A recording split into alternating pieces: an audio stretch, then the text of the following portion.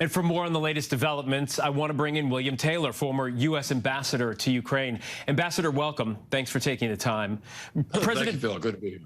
It's good to have you. President Putin has hundreds of thousands of Russian men now on notice heading into the winter months. So what is your assessment of Putin's latest move to call up more reservists? We're nearly 7 months into this fight now, and he has been pushed back consistently by the Ukrainians. What do you make of this move? So this seems to me, Phil, to be a sign of desperation. As you say, the Ukrainians are pushing him back. They're winning on the battlefield. They're winning on the battlefield. He's running out of soldiers.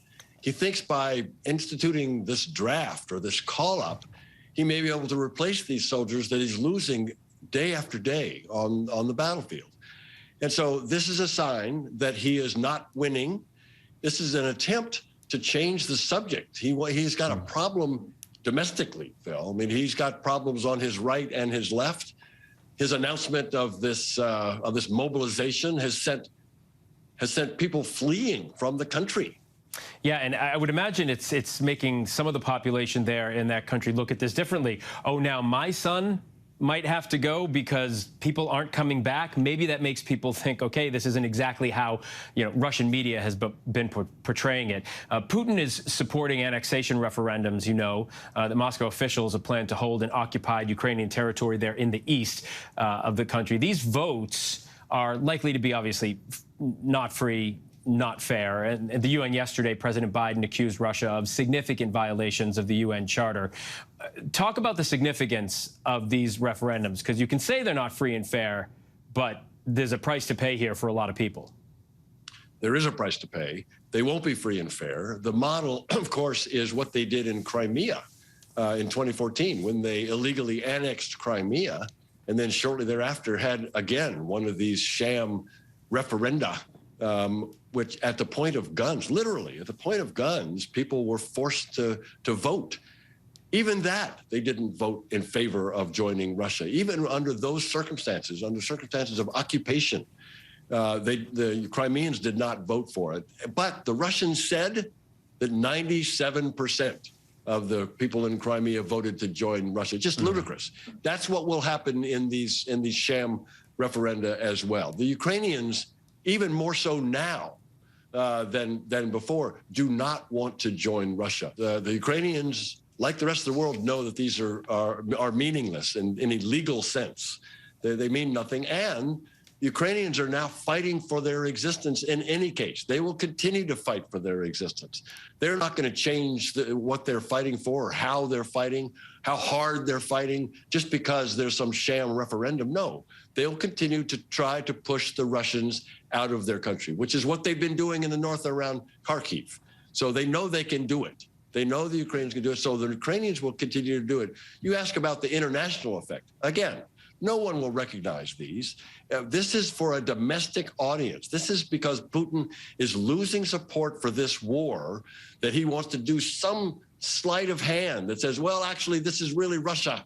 So now it's really the Ukrainians and the West against us. This is just a domestic effort to raise attention and raise support for a war that is otherwise unsupported and unpopular. So it appears he's, I don't know, at this point we can say doubling down. He's done this over and over again.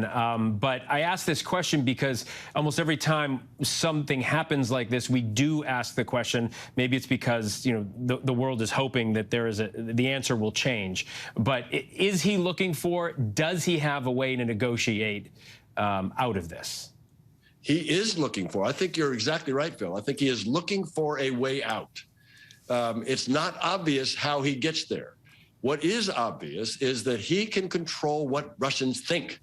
And so he can tell a story about how he actually really got what he wanted out of this war, and then try to negotiate. The problem for President Putin is the Ukrainians are on a roll. The Ukrainians have confidence that they're going to win this war, and they're not eager to negotiate. You served as ambassador to Ukraine and obviously still have close contacts on the ground there. At this stage in the conflict, what are you hearing from Ukrainians about the state of play? So I was in Ukraine nearly 2 weeks ago, just about 2 weeks ago. in Kyiv, had good conversations with friends. I do have a lot of friends there.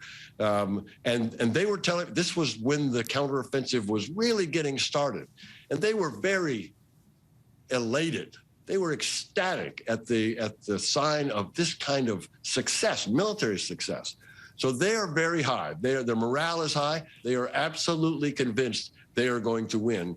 And they're so appreciative, Phil, of these weapons that we're providing them. It's a game changer. They know it, and they're putting them to good use. Yeah, it certainly has been a game changer, and I think that it's an exercise in strength and conviction that the entire world is watching, inspiring so many. When just a day or two before this, I was in Poland a day before Russia attacked, and they thought within 3 days his army would be at the Ukrainian-Polish border, and boy, that is not the case. Ambassador William Taylor, it's so great to have your expertise on this subject. We do thank you for taking the time tonight. Thank you, Phil. Very good to be here.